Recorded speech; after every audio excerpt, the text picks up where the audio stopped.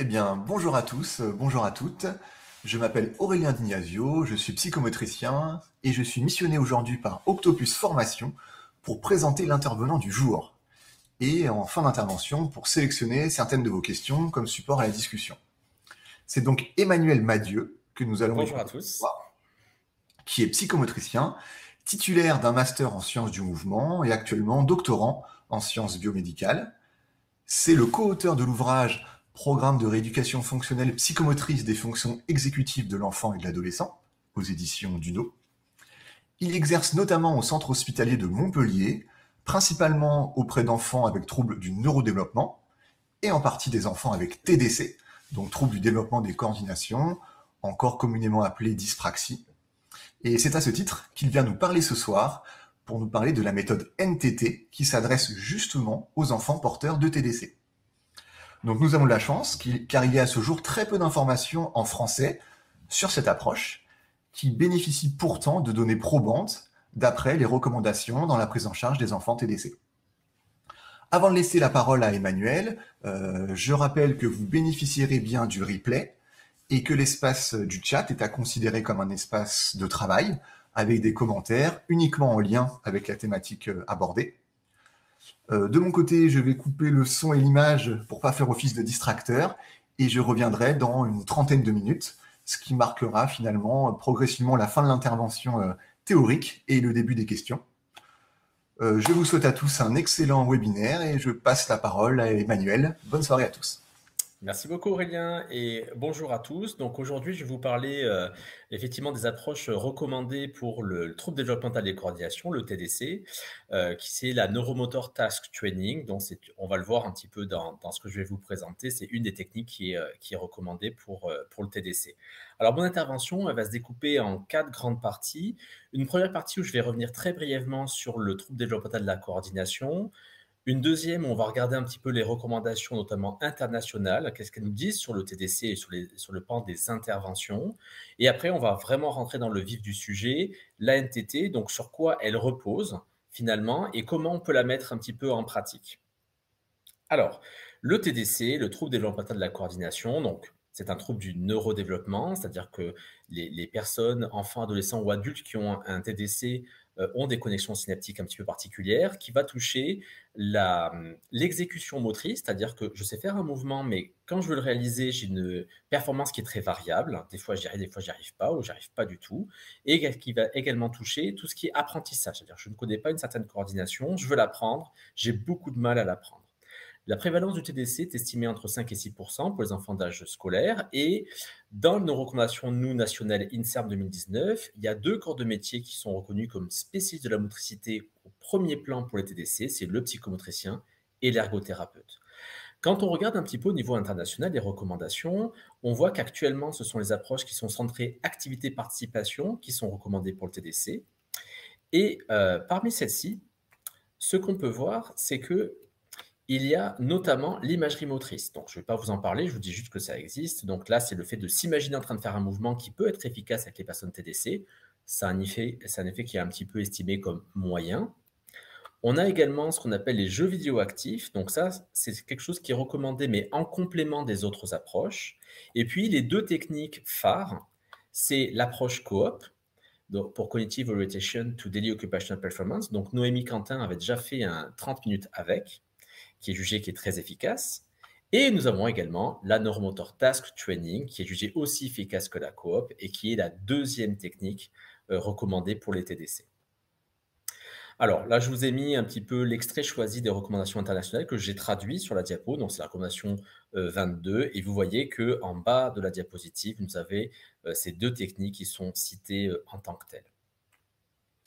Donc, la fameuse NTT, voilà, OK, elle est recommandée, elle est efficace. Il y a pas mal d'études sur le sujet qui montrent qu'elle est efficace. Sur quoi, finalement, elle repose? Donc, déjà, elle repose sur des principes théoriques et elle a été créée par des physiothérapeutes. Donc, les physiothérapeutes, c'est un petit peu l'équivalent de kinésithérapeutes à l'étranger, aux Pays-Bas.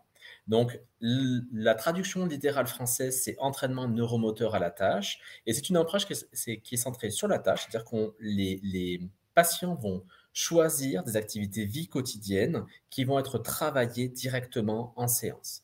Donc cette approche, elle a été créée par deux auteurs, le docteur Smith-Engelman et le docteur Shoemaker, et elle se base sur trois pans théoriques: l'apprentissage moteur, l'enseignement moteur, entre autres. Alors, pourquoi? Parce que les auteurs se sont posés finalement trois grandes questions quand ils ont conçu la NTT. La première question qu'ils se sont posées, c'est comment finalement on arrive à contrôler nos gestes. Donc là, on est dans le champ théorique des contrôles moteurs. Donc l'idée, c'est que pour les auteurs, nous créons un programme moteur, c'est-à-dire qu'on programme une espèce de liste d'étapes. Le cerveau crée une liste d'étapes à envoyer au niveau des muscles. Et là-dedans, on a notamment des étapes indispensables pour le geste. C'est quelque chose de très important en NTT parce que le programme moteur contient ce qu'on appelle les invariants de la coordination les plus importants. Et ça va être beaucoup intéressé le thérapeute à NTT. Par exemple, là, je vous ai mis un exemple que je prends souvent, c'est pour rattraper un ballon. Dans le programme moteur, il y a des étapes très importantes comme regarder le ballon, écarter les mains, refermer les mains.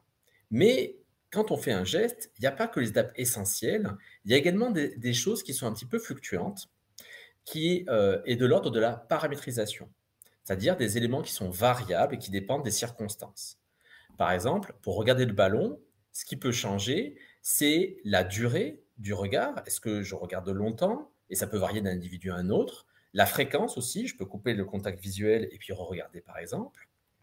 Pour écarter les mains, c'est l'amplitude. On peut écarter plus ou moins grandement les mains, ça dépend de l'objet ou de la taille du ballon, par exemple dans l'exemple du ballon, mais c'est valable pour quand on rattrape n'importe quel objet. Et puis pour le mouvement de capture, de refermer les mains, c'est la vitesse avec laquelle on va le faire, ça va dépendre de la force, de la distance et de la vitesse du ballon, par exemple. En NTT, l'idée c'est que quand on fait un geste, on a des retours sensoriels, c'est-à-dire qu'on voit nos mains bouger, on voit les objets, on a des sensations également proprioceptives kinesthésiques, et ça, on peut s'en servir pour améliorer ses gestes. Et après, on va avoir ce qu'on appelle des feed-forward, c'est-à-dire un retour d'information sur la compétence de notre geste qui vont également nous aider à nous améliorer. Et ça va également suivant les contraintes. On peut avoir plus ou moins de contraintes, plus ou moins de vitesse, plus ou moins de force quand j'envoie, par exemple ici, mon ballon. Ce système de contraintes, ça a été étudié et un des piliers de la NTT, c'est ce qu'on appelle la pyramide de Nevel. Donc l'idée, c'est que quand on fait quelque chose, on a trois types de contraintes qui s'appliquent sur le résultat final de ce que l'on fait. On a des contraintes qui sont liées à l'individu, donc peut-être des contraintes au niveau musculaire ou des contraintes en termes de fonction, c'est-à-dire qu'on s'attend effectivement que dans le TDC, il y ait des difficultés dues à ce trouble du neurodéveloppement qui sont liées à l'individu. Des contraintes liées à la tâche, elle peut être plus ou moins facile à faire, il peut y avoir des exigences de précision, des exigences de vitesse par exemple, ou être en double tâche, qui peuvent compliquer les choses, et également des contraintes environnementales. Peut-être que ce n'est pas la même chose quand je fais quelque chose alors qu'il y a plein de gens qui me regardent au niveau émotionnel par exemple, ou si jamais il y a beaucoup de bruit, que si jamais je suis dans un environnement qui est plutôt préservé. Donc en NTT, on va beaucoup analyser ce système de contraintes et on peut augmenter, diminuer les contraintes.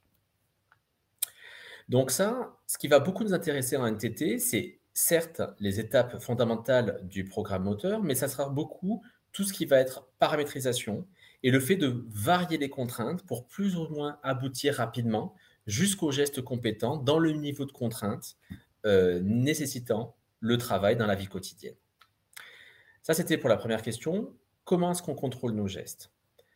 La deuxième question que sont posées les auteurs, c'est comment est-ce qu'on peut apprendre de nouveaux gestes? Comment on fait finalement pour apprendre? Parce que contrôler, c'est quand on sait, mais quand on ne sait pas comment on fait.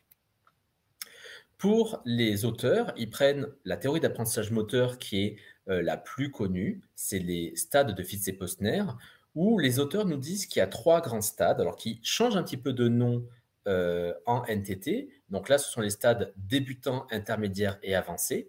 Et quelles que soient les choses qu'on apprend, quel que soit l'âge, on va forcément transiter par ces trois stades.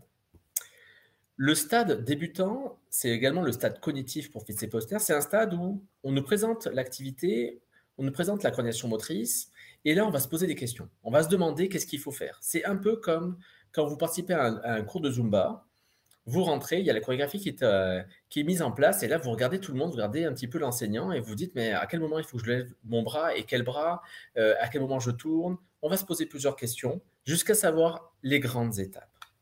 Quand je connais les grandes étapes, je passe au deuxième stade, le stade intermédiaire, où là, je vais pratiquer beaucoup et je vais affiner mon timing, je vais affiner ma force, je vais fluidifier mes mouvements, je vais progressivement pouvoir augmenter le compromis vitesse-précision dans mes gestes pour être de plus en plus compétent.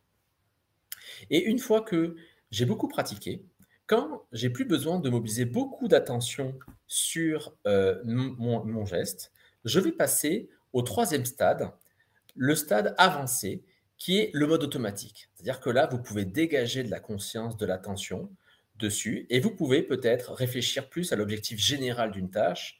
Bon, peut-être qu'effectivement, je veux attraper le ballon et le rejeter tout de suite, c'est-à-dire que dans un jeu, par exemple, de ballon à l'école, j'ai plus besoin de penser à comment faire mon geste, je le fais automatiquement et je peux réfléchir, je peux diriger mon attention sur autre chose.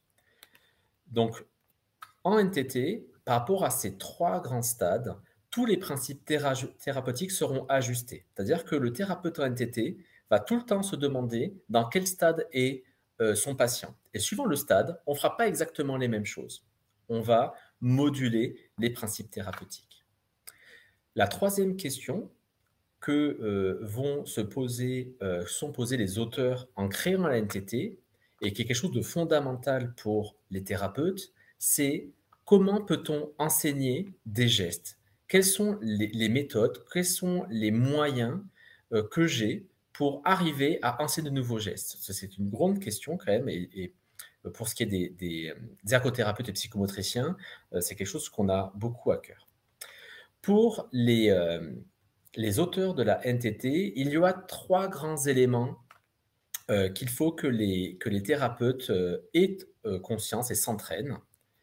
La première, ça va être le type d'instruction. C'est-à-dire que quand je délivre des informations à mon patient, j'ai plein de chemins différents pour le faire. On va en détailler un petit peu, mais par exemple, je peux dire directement ce qu'il faut faire, je peux décrire l'étape, je peux dire l'objectif, je peux demander comment il faut faire. Il y a plein de manières d'aboutir au même objectif. Mais peut-être que, suivant les caractéristiques de mon patient, suivant également le stade d'apprentissage, suivant effectivement le niveau du programme moteur et de paramétrisation, je ne vais pas choisir le même type d'instruction, la même manière de délivrer l'information.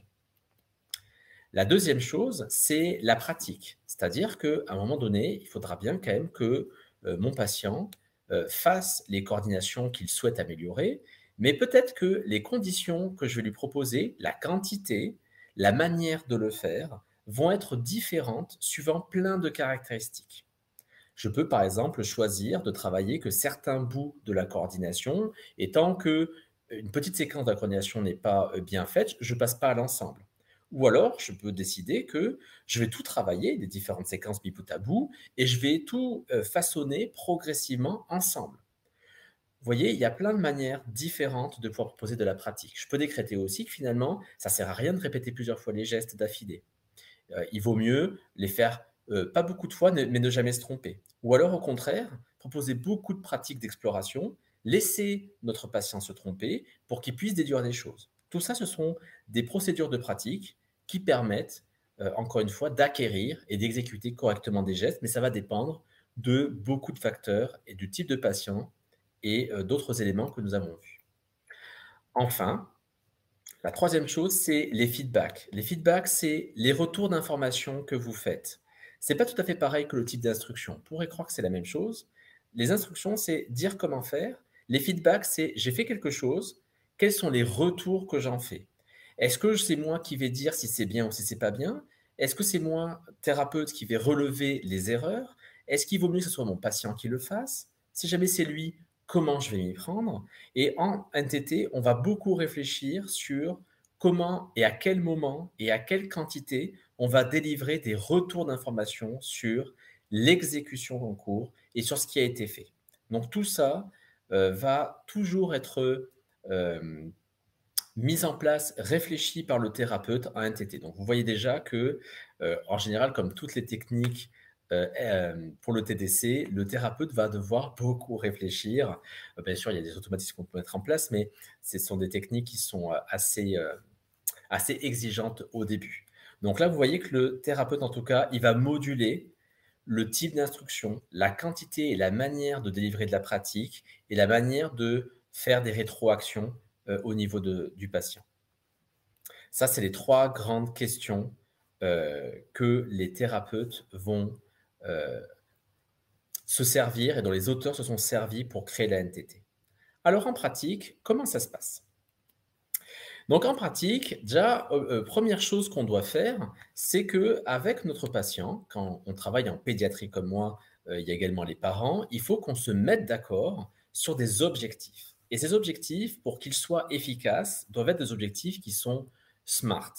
Donc brièvement, un objectif, SMART, c'est un objectif qui répond à 5 caractéristiques. Chacune des caractéristiques correspond à une lettre. Le S veut dire spécifique, le M veut dire mesurable, le A veut dire atteignable. Il y a d'autres définitions à l'intérieur d'ailleurs. Le R veut dire réaliste, qui veut dire ici que c'est un objectif vie quotidienne que le patient va rencontrer fréquemment. Et le T, c'est temporellement défini. C'est le fait que d'une part, le patient sache à quel moment et pendant combien de temps il en a besoin. Et la deuxième, c'est de savoir à peu près combien de séances de travail sont nécessaires pour l'atteindre. Donc, les objectifs SMART permettent d'une part au thérapeute de cibler son action thérapeutique, mais ça permet également au patient et à sa famille de pouvoir régulièrement prendre la mesure des améliorations ou non par rapport à l'objectif pour reprendre des décisions pour savoir si on reste sur cet objectif-là, parce que si jamais il est atteint, par exemple, ça ne sert à rien d'y rester, il vaut mieux passer à un autre objectif. Si on commence à atteindre l'objectif, mais que finalement, on a besoin de plus de temps pour y arriver, ou si dans le temps imparti, on ne voit pas beaucoup de changements et qu'il vaut mieux changer de principe actif. Donc le SMART permet vraiment de communiquer plus facilement avec l'enfant et sa famille et les autres partenaires. Une fois qu'on s'est mis d'accord sur les objectifs SMART, en général en NTT, dans un programme classique, on est plutôt sur 3 à 5 objectifs à peu près, assez précis. Le thérapeute va faire une analyse spécifique en NTT. Et cette analyse-là, on va le détailler un petit peu après, se fera en 2 temps, une analyse de la tâche et une analyse de la performance. Je vais vous expliquer un petit peu après ce que c'est. Une fois que le thérapeute a analysé pour chaque objectif SMART l'analyse de la tâche et l'analyse de la performance, on va proposer 9 séances spécifiques NTT. Et ces séances doivent répondre aux 3 grandes questions qu'on s'est posées. C'est-à-dire, on va partir du principe qu'il y a des programmes moteurs qu'on va paramétriser, qu'il va falloir jouer sur les contraintes avec la pyramide de Neuville, jouer sur les contraintes liées à l'individu, les contraintes liées à la tâche ou les contraintes liées à l'environnement. On va se demander dans quel stade d'apprentissage moteur notre patient se trouve et suivant le stade, on va pouvoir paramétrer le type d'instruction, la quantité, la manière de faire pratiquer notre petit patient, ou notre grand patient d'ailleurs, ça ne s'adresse pas qu'aux enfants, et à la manière de faire des rétroactions au niveau du patient. Et une fois que les 9 séances sont terminées, on va pouvoir réévaluer les objectifs SMART. Donc, et c'est aussi pour ça qu'il y a une littérature qui est assez importante sur l'efficacité de la NTT, c'est parce que les auteurs ont mis en place des procédures de mesure pré-post pour voir si ça marche bien, et ça marche plutôt très très bien avec la NTT pour les TDC. Alors, une idée de pourquoi le thérapeute en NTT va faire tout ça, pourquoi il va analyser, pourquoi il fixe des objectifs SMART et pourquoi il va devoir moduler sur le stade d'apprentissage les rétroactions, la quantité de pratique et le type d'instruction. C'est tout simplement parce que les auteurs se sont aperçus également que les personnes TDC avaient beaucoup de mal à comprendre pourquoi elles n'arrivaient pas à faire certaines coordinations et à détecter leurs erreurs. Donc en fait, le thérapeute en NTT va être un intermédiaire entre le patient et ce qui se produit dans l'environnement. Et suivant la capacité qu'a le patient à se saisir et à percevoir, à comprendre et à analyser, le thérapeute, lui, va s'ajuster pour donner le bon niveau et d'information et de pratique et de rétroaction pour que le patient puisse comprendre ce qui s'est passé et puisse progressivement modifier. Alors, on va se centrer un tout petit peu maintenant sur le type d'analyse qui se passe à NTT, qui est très différent d'ailleurs de ce qui se passe dans la coop. Donc, première chose, c'est que votre patient vient vous voir, vous avez une séance initiale pour démarrer. Et vous demandez donc les objectifs SMART. On se met d'accord. Et puis, une fois que votre patient est parti, pour chaque objectif SMART, vous allez faire une analyse de la tâche. Donc là, j'ai mis 100 enfants, j'aurais dû mettre 100 patients, parce que c'est un tort parce que je travaille en pédiatrie, mais c'est-à-dire que là, vous pouvez déjà faire cette analyse-là. La question que vous allez vous poser, c'est quelles sont les étapes nécessaires, primordiales, pour faire le geste. Donc, par rapport à notre référentiel théorique, la question que vous vous posez, c'est quels sont les invariants de coordination qui doivent être présents dans le programme moteur. Quelles sont les étapes sans lesquelles la tâche, elle ne sera jamais réussie par rapport aux contraintes fixées par le patient et sa famille, bien sûr.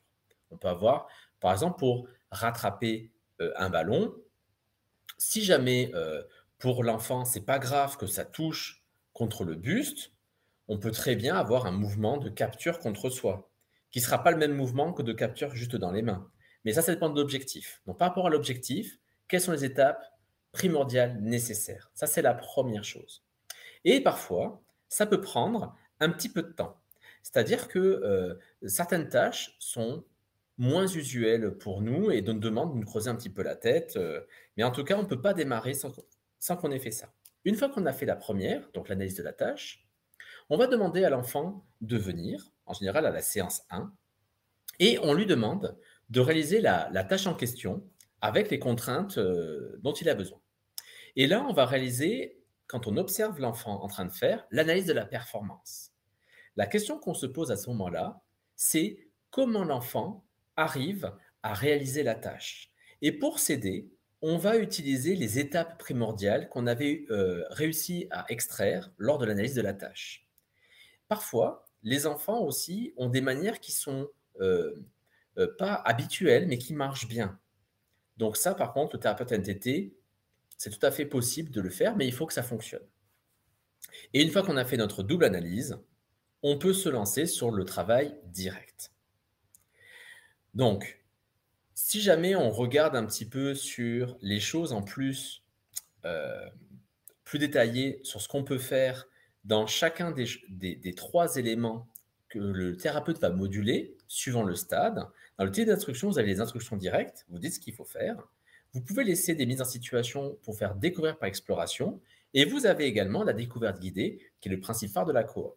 L'une des différences entre les deux, c'est qu'en NTT, on a le droit de dire comment faire, ce qui n'est pas le cas en coop. On a également 2 types d'apprentissage. On a l'apprentissage explicite, on peut faire en sorte que notre patient comprenne exactement ce qu'on attend de lui, mais on peut également faire en sorte de faire de l'apprentissage implicite sans forcément qu'il ait conscience de ce qu'il fait. C'est une autre grande différence par rapport à la coop. Et après, sur les rétroactions qu'on peut faire, qui sont marquées feedback ici, on peut se centrer sur la tâche, sur l'objectif, voire sur des étapes de la tâche. Là, ça dépend du niveau dans lequel se trouve votre patient. Donc, en NTT, le thérapeute, il peut dire ce qu'il faut faire, ou il peut le faire deviner, ou créer des mises en situation. Il va augmenter ou diminuer des contraintes par rapport à notre pyramide de Neuville. Il va accorder beaucoup de temps à la pratique. Ça, c'est autre chose aussi, c'est-à-dire qu'en NTT, l'enfant va beaucoup faire. Il va beaucoup s'entraîner au niveau moteur. Le thérapeute va essayer, si possible, de passer par l'apprentissage implicite. L'objectif, ça va être quoi? Ça va être de créer des mises en situation qui font émerger le bon geste par un système de contraintes. Je vais y revenir avec un exemple concret pour que ce soit plus saillant pour vous. Donc là, on va vraiment se demander comment j'aménage la mise en pratique, quelles sont les instructions que je donne, quelles sont les consignes ou quels sont les indices que je donne à mon patient pour que, sans forcément qu'il en ait conscience, il change sa manière de faire d'une manière qui va être compétente pour son objectif SMART. Et après, le thérapeute aura beaucoup à cœur le fait de ne pas surcharger à chaque moment de l'intervention notre patient. Et pour cela, il va devoir à chaque fois se référer au niveau des 3 stades pour moduler tout ce qu'il fait. C'est vrai que parfois, ce qu'on a envie, c'est que ça avance vite et de donner beaucoup de choses, que ça soit dans les instructions, que ça soit dans la pratique, que ça soit dans les rétroactions. Et finalement, nos personnes TDC, elles sont pas très bonnes pour sélectionner, pour trier parmi tout ça. Donc, moins vous en donnez, plus c'est ajusté, plus vous avez de chances que ça soit la bonne information qui soit saisie par votre patient. Ça, c'est un des principes également phares. Alors, je vous ai pris un petit exemple pour illustrer un petit peu la mise en pratique. Donc, quelque chose que je fais pas du tout à Montpellier, en fait, mais qui me semblait intéressant, c'est le ski alpin. On imagine, on est près d'une montagne, dans les Pyrénées ou dans les Alpes ou dans d'autres types de montagnes, et puis votre enfant, ça fait partie de la vie quotidienne. C'est un mode de déplacement, c'est des balades avec les amis, c'est un vecteur de participation. Lui, ce qu'il veut, c'est arriver à descendre une piste de ski alpin, et pour plein de raisons, il n'y arrive pas. Très bien. Donc ça, c'est la situation. Donc déjà, on va faire une analyse de la tâche. C'est-à-dire que dans cette tâche de ski alpin, première question, quels sont nos invariants, quelles sont nos étapes primordiales pour faire? Une des étapes qu'on peut avoir, alors ce n'est pas obligatoire, mais c'est une aide, c'est que pour ajuster le déplacement du centre de gravité dans notre polygone de sustentation, c'est-à-dire à travers les skis pour ne pas tomber en fait, c'est plus simple de pouvoir l'ajuster quand nos genoux sont fléchis. Si jamais on a tendance à verrouiller les genoux, c'est plus compliqué et en général, on a tendance à chuter. Donc, ça, c'est une des étapes qu'on peut extraire d'analyse de la tâche, c'est le fait de laisser les genoux d'une manière flex. Donc là, je demande à mon patient de faire la tâche, donc forcément, là, je vais l'accompagner sur les pistes de ski, il n'y a pas d'autre solution. Ou alors, une autre manière de faire, c'est que je demande aux parents qu'ils me montrent des vidéos récentes de l'enfant en train de descendre les pistes pour que je puisse analyser. Je peux également travailler sur vidéo. C'est également possible. Donc là, je fais l'analyse de la performance. Je sais qu'une des étapes qui facilite la vie, c'est de laisser les genoux flexibles. Et je vois que moi, mon patient, qui est un enfant ici, il verrouille ses genoux. Il est tout raide.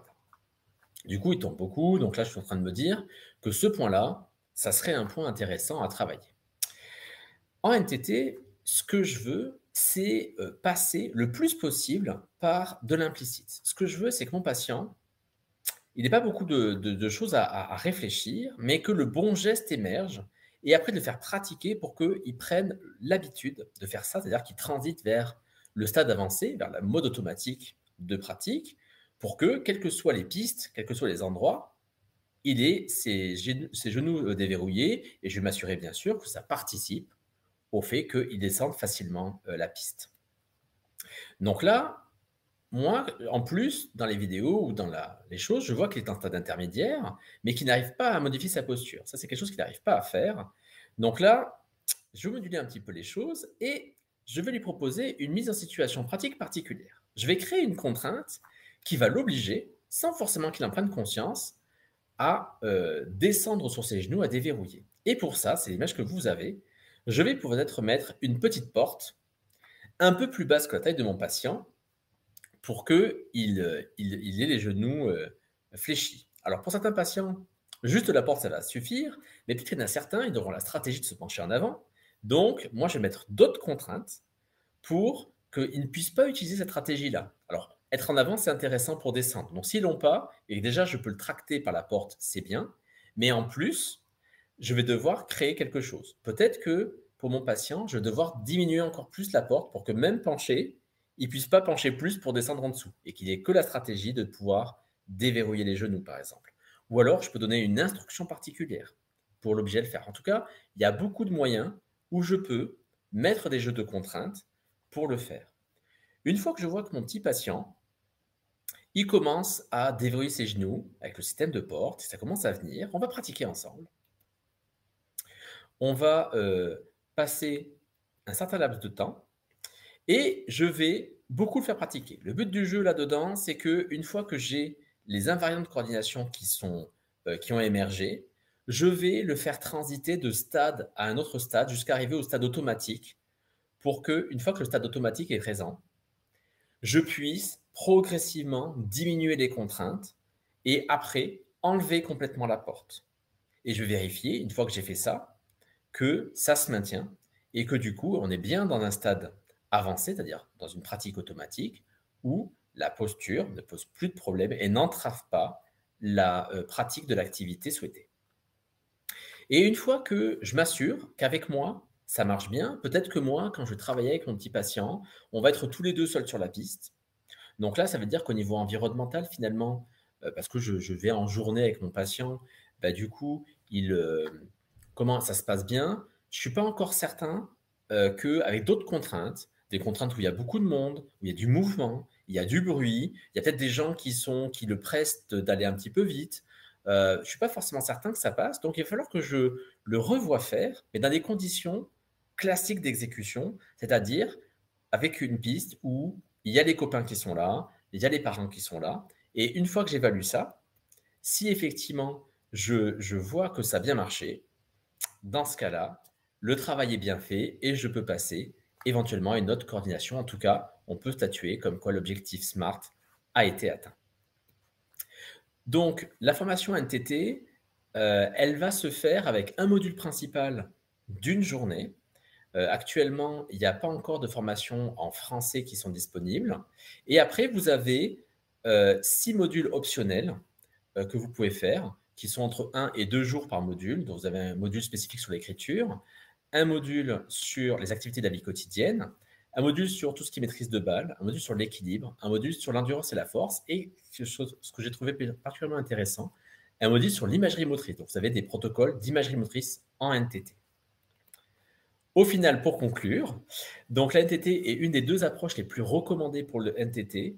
Le thérapeute doit comprendre, apprendre et s'entraîner sur les stratégies pour contrôler les gestes, sur comment on peut apprendre et comment on peut enseigner les gestes, le fait que les objectifs sont choisis par les patients et ils sont analysés par le thérapeute, le fait qu'en NTT, on peut donner des instructions directes, mais on peut également faire découvrir, c'est possible, on a plein de choses qui sont disponibles. On va faire varier les contraintes de la tâche, de l'environnement ou même du patient, et on va beaucoup faire pratiquer, et c'est un format qui est court, comme toutes les techniques pour le TDC. Si ça doit marcher, ça va marcher relativement rapidement. Je vous remercie de votre attention. Merci beaucoup, Emmanuel. C'était concis et précis en même temps. Merci. Il y a quelques questions pour l'instant, mais par contre, c'est vrai que ça fait beaucoup d'informations d'un coup qu'il faut digérer. Et on aimerait voir encore plus d'exemples pour saisir vraiment le principe. Mais en tout cas, c'est une super introduction à l'approche qui donne vraiment envie d'en savoir plus. Les questions sont pour l'instant timides, mais je vais en poser quelques-unes en guise d'introduction, si tu es Allez, d'accord. pas de souci. C'est simple, hein. Pourquoi 9 séances dans la validation de la méthode? Pourquoi ils sont partis d'un nombre de 9? Alors, ils sont partis parce que dans le système étranger, déjà d'une part, il n'y a pas de remboursement, notamment par les mutuelles, si jamais les thérapeutes ne font pas des objectifs SMART. Et en général, le canevas, c'est 9 séances. En tout cas, pour les pays. Donc, en fait, ils sont calés sur les contraintes institutionnelles des systèmes de santé pour proposer ça. Et en fait, dans les études aussi, au niveau scientifique, ça demande beaucoup de ressources quand on a un grand nombre de séances. En fait, ça coûte très cher. Donc, l'idée, ça, c'était la deuxième raison. La troisième raison, c'est que actuellement, on est dans une recherche où le coût-bénéfice par rapport aux interventions est maximisé. C'est-à-dire qu'on considère que quand les patients passent trop de temps en séance, il y a une perte de chance par rapport à la vie sociale générale et tout ce qui peut se passer. Donc, en fait, c'est cette triple contrainte qui a fait ce format de 9 séances. Mais on peut augmenter ou diminuer. C'est possible. Ok. De ton expérience pour l'instant, est-ce que c'est applicable à tout type de coordination motrice? Bien sûr en rapport avec l'âge développemental de l'enfant, mais est-ce que ça peut s'appliquer pour des coordinations globales, fines, complexes, simples? Oui, il y a aucune limite à la NTT en fait. La seule limite, c'est le thérapeute et son imagination pour imaginer des contraintes et des manières de faire pratiquer pour faire émerger les bons gestes. Donc c'est ça qui va être compliqué, mais en soi, il n'y a pas de limite. C'est fait d'ailleurs, vous avez vu tout à l'heure, il y a NTT pour l'écriture, il y a NTT pour les activités de vie quotidienne ou pour les balles. Donc en fait, il n'y a pas trop de limites. Après, il y a des variations de protocole. C'est aussi pour ça qu'il y a des modules particuliers parce que faut des fois un petit peu distordre les principes principaux suivant ce que vous visez. Mais ouais, tout est possible. Ok. Et est-ce qu'il s'agit d'un seul objectif sur 9 séances, ou est-ce qu'on peut cumuler plusieurs objectifs dans le dispositif? Alors, ça dépend des patients, mais en général, on peut cumuler. En général, on peut cumuler. En général, on est sur des séances d'une heure avec 3 objectifs. C'est le format assez classique. Ok. Voilà. Est-ce Après, que ça c'est dépend. Mm. ok. Est-ce que c'est applicable, j'imagine, pour des TDC purs, Mais est-ce que s'il y a des comorbidités de type déficience intellectuelle, est-ce qu'il y a des adaptations possibles? Alors justement, en fait, au contraire, la NTT est vraiment la technique à utiliser avec certaines comorbidités qui sont un peu lourdes, notamment la déficience intellectuelle. L'idée, c'est que comme on va passer, entre autres, par des jeux de contraintes où l'enfant n'a pas besoin, enfin l'enfant, adolescent ou adulte n'a pas besoin de réfléchir, c'est pas très grave finalement que effectivement les capacités cognitives soient basses au final, parce que la technique repose pas dessus. Donc c'est une des différences par rapport à la coop. À la coop, il faut beaucoup d'aménagement, c'est possible, mais il faut beaucoup. La NTT, elle est designée pour ça. C'est également valable pour les enfants, adolescents ou adultes qui ont des troubles spécifiques du langage oral, par exemple. Ok. C'est-à-dire que comme en fait on va créer des mises en situation pour faire émerger, il y a moins besoin de ces capacités-là instrumentales. Euh, j'ai une demande de complément d'information. Donc, il n'y a pas encore de formation en français, mais ça ne saurait tarder. Et comment convertir le champ d'application des physiothérapeutes à l'étranger au champ de compétences des Français? Donc, c'est psychomote ergo uniquement. Si tu peux clarifier ces deux points, la formation et les professionnels Alors, habilités à pratiquer la NTT. ok. Alors, en ce qui concerne la formation, on a déjà des professionnels qui commencent à être formés sur le territoire français. Et là, l'ambition, c'est que on ait des instructeurs certifiés NTT français qui vont permettre de relayer la formation officielle sur le territoire. Mais ce qui se passe, c'est que c'est un projet qui avait déjà été lancé avant le Covid et vous doutez bien que ce projet a été un peu mis à l'arrêt avec le Covid. Donc, logiquement, ça devrait arriver bientôt. Donc, l'objectif, c'est d'avoir des instructeurs certifiés français en NTT. Ça, c'est la première chose. Donc, ça devrait arriver, je pense, dans les 2 années qui vont arriver. Voilà, ça, c'est la première chose. La deuxième chose, c'est que je pense que, alors, c'est normal de se poser la question de est-ce qu'on a le droit d'utiliser parce que c'est écrit par des physiothérapeutes, mais finalement, il faut prendre le problème à l'envers. C'est-à-dire que l'idée, c'est cette technique-là, elle est recommandée pour les TDC. Qui doit s'occuper des TDC? Et pour ça, nous, on a un document en France qui s'appelle l'INSERM. Donc, les recommandations INSERM sont parues en 2019. Et ce qui se situe, c'est que il y a 2 professionnels qui sont considérés comme des spécialistes de santé. C'est les ergothérapeutes et psychomotriciens. Est-ce que d'autres personnes peuvent l'utiliser? Complètement. D'une manière générale, à l'étranger, c'est un faux problème. Il y a des équipes entières pluridisciplinaires qui sont formées à toutes les techniques. Nous, en France, ce n'est pas notre manière de faire. Mais si jamais on devait avoir 2 corps de métier qui soient formés en première intention, je dirais que c'est psychomotricien et ergothérapeute, mais qu'une orthophoniste en ait besoin à un moment donné, parce que les placements de langue au niveau moteur, ben, complètement, qu'un kinésithérapeute en ait besoin aussi. Donc, voilà. Ok, c'est très clair. J'essaie de rassembler les questions sur les mêmes thèmes. Donc, les coordonnées pour s'inscrire à la formation, je pense que vous pourrez envoyer un petit mail à Emmanuel Madieu qui pourra vous répondre. Tout à fait. Très bien. J'ai eu 2 ou 3 questions sur le cas de figure où l'enfant a du mal à fixer lui-même ses objectifs, ses motivations, ses envies. Est-ce qu'on Oui. peut partir des attentes des parents? Est-ce qu'on peut lui suggérer des attentes? Oui, en fait, tout ça, c'est possible. Alors, ça, c'est vraiment un point commun qu'on a dans toutes les techniques qu'on appelle centrées sur le patient. C'est le cas également de la coop, c'est-à-dire qu'à un moment donné, le but du jeu, c'est que votre patient soit motivé à faire. Donc, une manière de le motiver à faire et que ça prenne sens, c'est que ça soit lui qui choisisse. Mais parfois, moi, j'ai notamment des patients TSA, donc trouble du spectre de l'autisme avec TDC, et ils ne sont pas en mesure comme ça de générer des choses. Mais j'ai une stratégie où je fais un entretien avec parents et enfants, et en fait, je demande au moins que l'enfant valide le choix des parents, de savoir s'il est d'accord. Des fois, c'est juste un et des fois, c'est non, comme ça. Si déjà, il arrive à faire ça, c'est pas mal. Et puis, parfois, on a d'autres stratégies, notamment des séances d'essai. Des fois, certains patients ne peuvent pas le faire parce qu'ils ont l'impression qu'ils n'y arriveront jamais, qu'ils n'ont pas leur sentiment de compétence est très faible. Donc, des fois, il faut leur montrer qu'ils sont capables pour débloquer. Enfin, vous voyez, suivant chaque patient, on a plein de stratégies différentes. Donc, on peut partir sur les parents, mais il faut qu'on s'assure quand même que ça fait sens pour notre patient, en fait. Si jamais ça ne fait pas sens, il va falloir avoir des séances intermédiaires pour juste baliser ça. Logiquement, vous devriez avoir des résultats vie quotidienne, c'est-à-dire dans la vraie vie, au bout de 5-6 séances en NTT. Si déjà il n'y a rien qui se passe, peut-être qu'un des problèmes, c'est que pour notre patient, ça n'a pas sens, il n'utilise pas ce que vous faites. Dans ce cas-là, il faut peut-être réorienter. Mais on a plein de stratégies, notamment entretiens motivationnels pour le faire. Et pour les plus résistants, nous avons ce qu'on appelle le slalom motivationnel, qui est voilà, pour arriver à faire les plus récalcitrants. Il y a plein de techniques pour ça. Ok, j'ai d'autres questions. Comment est-ce qu'on éprouve la généralisation de ce qu'on peut faire en séance? J'ai deux questions concernant l'école. Est-ce qu'on peut généraliser les apports, les progrès obtenus en NTT en séance à l'école? Et j'ai une question très précise. Est-ce que ça peut marcher par exemple sur l'appréhension d'un crayon?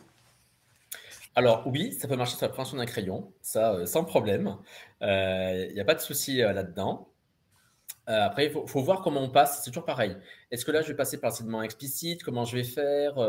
Comment je pratique les mises en situation? Donc, c'est un point qu'on aura notamment dans le module écriture.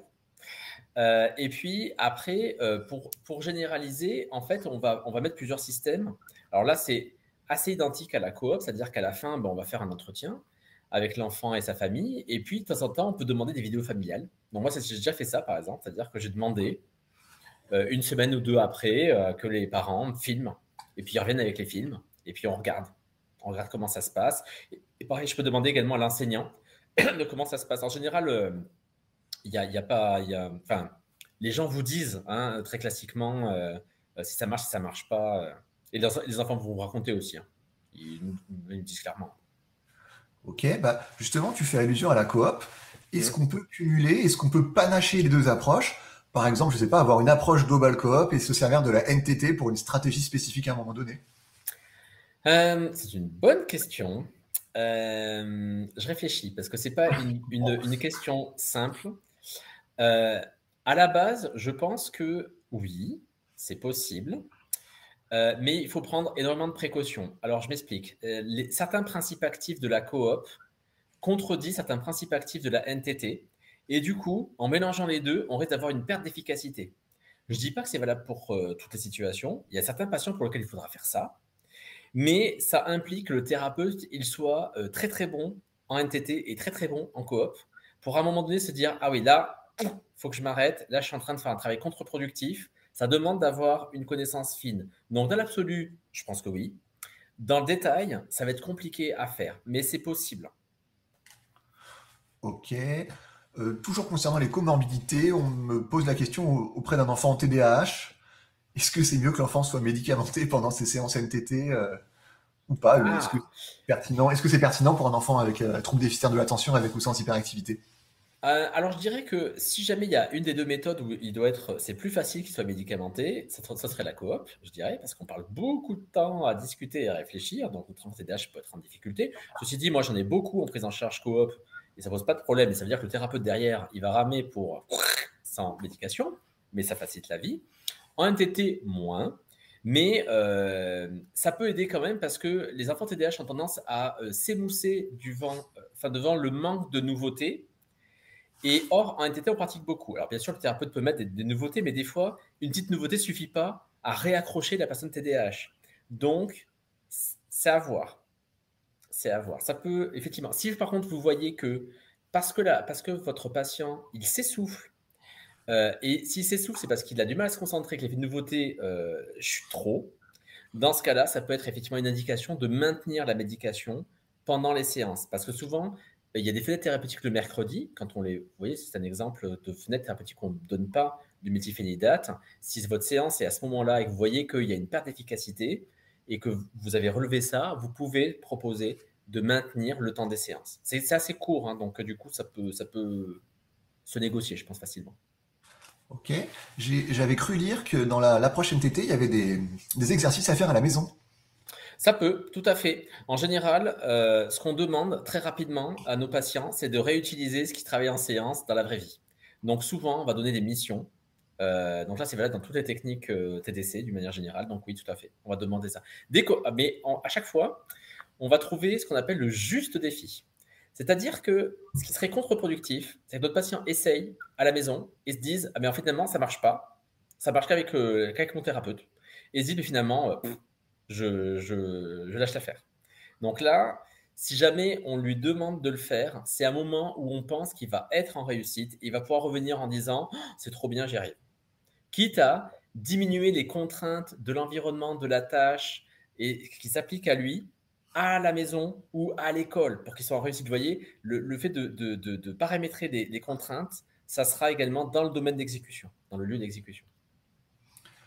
Ok, il n'y a plus beaucoup de questions, donc j'ouvre un petit peu, je taquine un tout petit peu, mais si l'enfant va trop vite, spontanément, on va essayer d'imaginer une contrainte pour qu'il aille plus lentement. S'il est trop droit, on va imaginer une contrainte pour qu'il soit un petit peu plus fléchi, et on va donner du feedback assez naturellement. Est-ce que finalement, on ferait pas tous du NTT sans le savoir, assez spontanément, de donner des contraintes et du feedback dessus? Ouais, alors ce qui va changer quand même, c'est que a priori, on va le faire un peu spontanément, mais on va pas trop réfléchir beaucoup à comment on le fait, on va le sentir dans le feeling. Alors que là, il y a vraiment un process d'analyse où je me dis dans quel stade il est. Et suivant le stade, c'est pas les mêmes types d'instructions, c'est pas les mêmes quantités de pratiques, c'est pas les mêmes manières de délivrer le feedback. Fait vraiment, on le fait d'une manière un peu plus, on va dire, calculée, on va d'une manière beaucoup plus planifiée en amont. Et on va être flex en disant, OK, là, il a changé de stade. Du coup, moi, hop, je me réoriente dans ma manière de faire. Et je ne pense pas qu'il y ait beaucoup de gens qui raisonnent comme ça. Donc oui, quelque part, je pense que tous les principes actifs, mais comme en coop, hein, on a tous demandé aux enfants ce qu'il fallait qu'ils fassent, au final, la découverte guidée, entre autres. Hein. Sauf que là, c'est de manière quand même assez particulière et on va rester sur ce principe. Parce que souvent, ce qu'on fait en tant que thérapeute, quand on n'utilise pas une méthode balisée, hein, c'est qu'on essaye un peu et quand ça grippe trop, on passe sur un autre principe actif en fait. Là, c'est pas tout à fait la même. On va le faire et on va se dire, OK, pour que ça marche, il faut que je me prenne d'une certaine manière. Donc oui et non. Ok.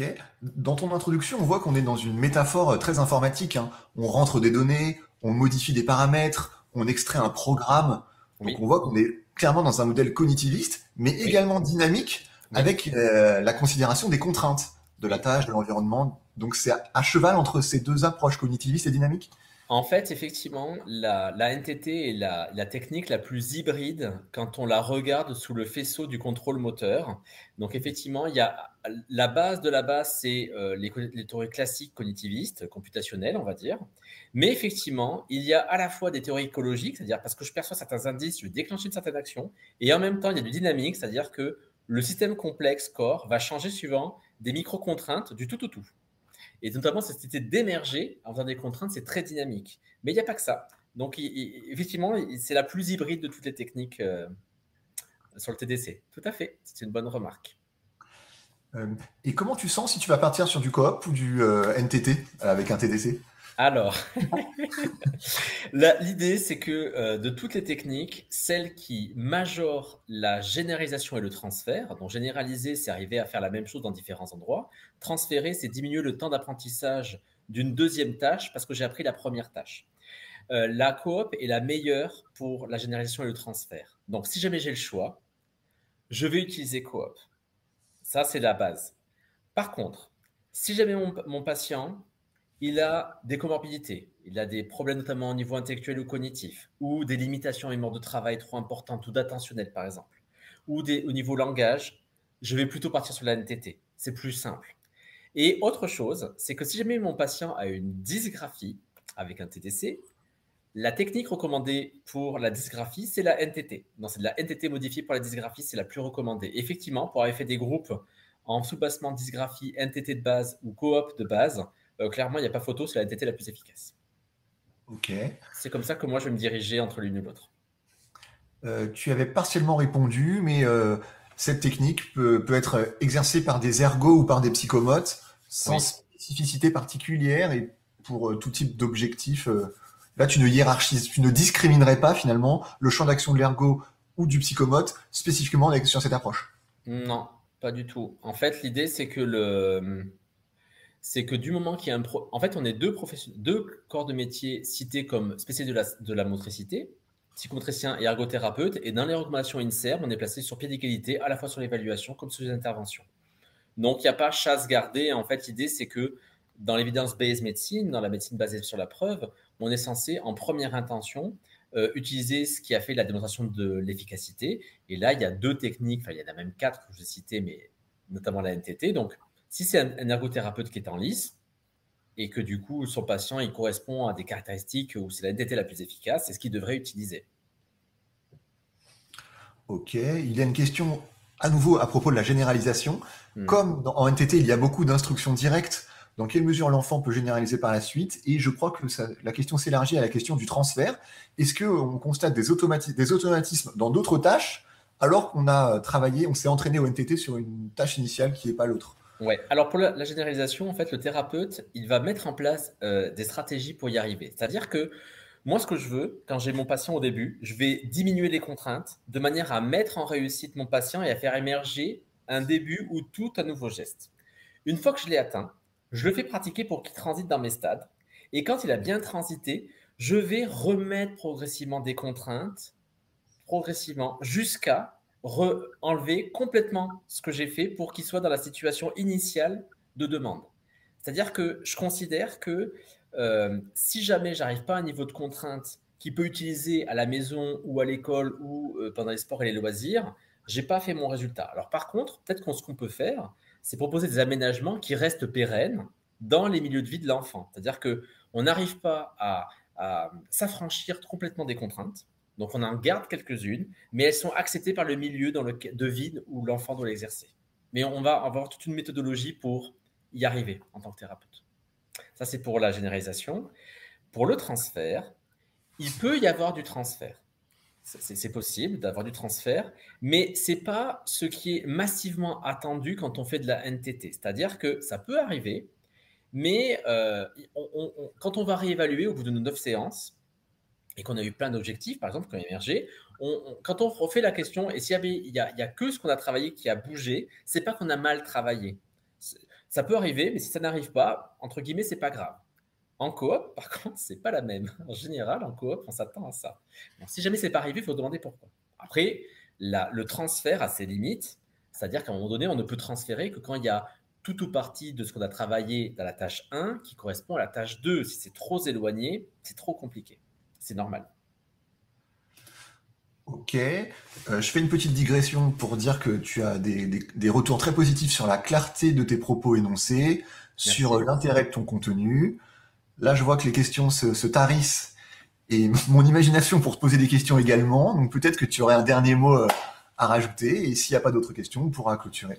Hum, Qu'est-ce que je peux vous dire sur la NTT que je ne vous ai pas forcément dit là?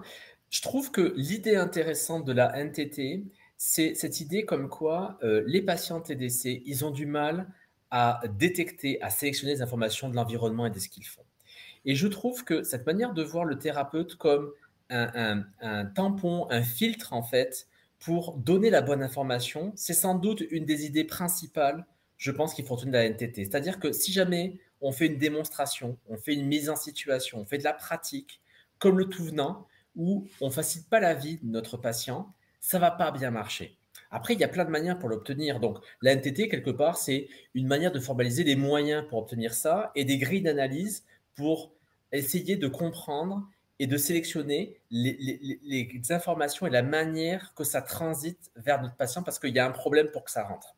Vous voyez, donc je pense que si jamais vous devez retenir quelque chose au niveau juste du concept de la NTT, c'est vraiment ça. C'est moi en tant que thérapeute, comment j'analyse, comment je mets en pratique, qu'est-ce que je dis pour que mon patient il puisse attraper le ou les bonnes informations et comment également, ça c'est la première idée force, je pense qu'elle est importante. Et la deuxième, c'est, et ce que je trouve aussi super génial, c'est comment je peux modifier les choses pour que finalement il y ait une modification très importante qui arrive pour que le bon geste il émerge. Cette manière d'émerger, elle est chouette.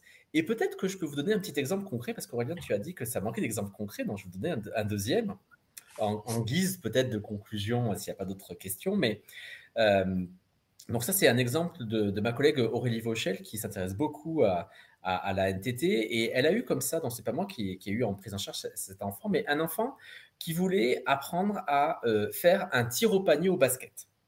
Pourquoi? Parce que à la cour de récré et son groupe de pairs avec qui il était ami jouait à ça et lui, il était vraiment pas bon. Donc, et lui, quand il faisait son lancer de ballon, il armait les bras comme ça, il faisait ce mouvement-là, vous voyez? Donc, il levait les coudes, les pouces étaient vers le bas et il poussait vers l'avant. Donc, vous devez savoir que le mouvement classique, c'est un mouvement où on fait comme ça à une main, mais finalement, en NTT, ce qui nous intéresse, c'est pas trop le mouvement classique pour y arriver. Ce qui va nous intéresser, c'est la trajectoire. Le ballon, dans le premier mouvement que fait classiquement notre patient, il a une trajectoire rectiligne, horizontale. Or, la bonne trajectoire, c'est une trajectoire en cloche. Vous voyez? Donc ça veut dire qu'en NTT, quand je fais mon analyse de la tâche, je sais que mon tir doit avoir une trajectoire en cloche. Après, je peux me demander quelles sont les étapes pour obtenir une trajectoire en cloche. Mais c'est ce que je veux obtenir. Mon patient, quand je vois qu'il fait une trajectoire tout droit, il y a plein de raisons à ça. Sa posture n'est pas bonne, il y a plein de raisons à ça. Et du coup, ce que je vais me dire en NTT, je vais me dire, mais, et ce qu'a fait ma collègue, elle s'est dit, quelles contraintes je peux faire pour que l'obliger à lancer en cloche? Et ce qu'elle a trouvé, c'est qu'elle a fait plusieurs choses. La première, c'est qu'elle a diminué les contraintes liées au panier de basket. Elle a pris un bac beaucoup plus grand et elle a mis plus bas. Ça, c'est la première chose, pour qu'il soit en réussite. Mais ça ne tracte pas notre mouvement en cloche. C'est juste pour qu'il soit en réussite quand il le fait. La deuxième, c'est qu'il va falloir mettre une contrainte physique pour l'obliger à lancer en cloche et pas lancer tout droit. Donc, ce qu'elle a fait, c'est qu'elle a mis un filet à la hauteur des yeux de l'enfant qui tombait jusqu'en bas. Comme le filet était transparent, il peut voir, mais il se doute bien que s'il lance tout droit, le ballon va arriver dans le filet. Et là, il est obligé de lancer par-dessus.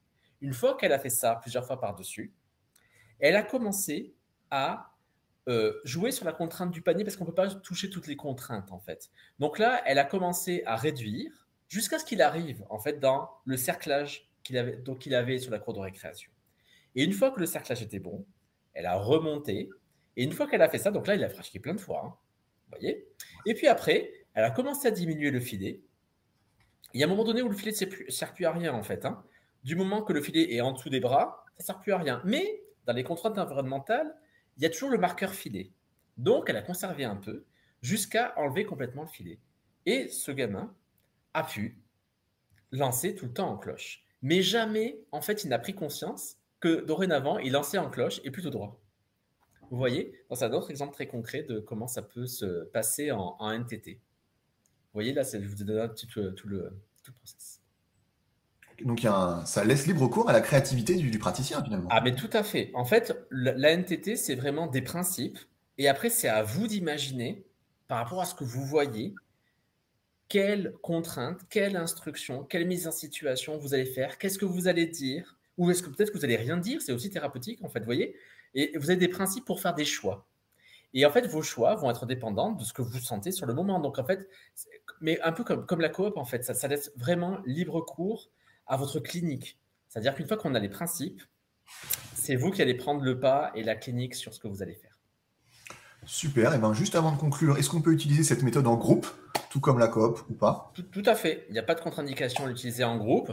Après, peut-être que les mises en situation et les contraintes seront différentes sur le même objectif par rapport à vos patients, mais ce n'est pas inintéressant. Mais il n'y a aucun problème à le faire en groupe. Après, ça demande une certaine logistique, mais pas de problème. Ok, bah franchement, je m'associe à la centaine de personnes présentes ce soir pour te remercier vivement. Ça donne clairement envie de se former. Merci encore. Merci à Octopus pour ce webinaire. Eh bien, merci à vous. En tout cas, n'hésitez pas à m'envoyer des mails ou des messages. Au niveau de la formation, il faut vraiment... Alors là, je suis désolé, c'est parce que je vais créer un peu de frustration, mais elle ne va pas être disponible tout de suite. Ça n'empêche pas de se renseigner. Voilà, donc je pense que d'ici 1 an et demi, ça sera possible. Après, il y a une autre possibilité aussi, et c'est ce que j'ai pu faire, c'est-à-dire que vous pouvez tout à fait essayer de voir si les auteurs de la technique sont prêts à venir, si vous organisez une formation pour vous fermer. Dans ce cas-là, ça sera plutôt en anglais. Voilà. Mais vous voyez, il y a différents moyens. Il y a aussi un autre moyen, c'est d'aller dans d'autres pays européens où la formation est proposée, ou d'autres pays qui ne sont pas européens d'ailleurs. Vous voyez, parce que finalement, c'est une technique qui est beaucoup pratiquée en Europe du Nord, Allemagne, Pays-Bas, beaucoup, et ça commence effectivement à prendre un peu partout dans le monde. Donc voilà, donc le problème qu'on a, c'est vraiment au niveau francophone. Et comme au niveau du Québec, ils sont plutôt sur la coop finalement, parce que c'est une technique canadienne, ils ont moins porté attention à cette technique-là de leur côté. Donc c'est aussi pour ça, je pense qu'on a moins de traductions françaises, mais ça devrait arriver bientôt. En tout cas, merci beaucoup pour votre attention. J'espère que ça a pu répondre. En tout cas, vous avez une représentation de ce que c'est. Et puis, je vous dis sans doute à très bientôt. 18h59. On est 19h00, on est top. Bonne soirée à tous et merci encore Emmanuel. Merci à vous. Au revoir.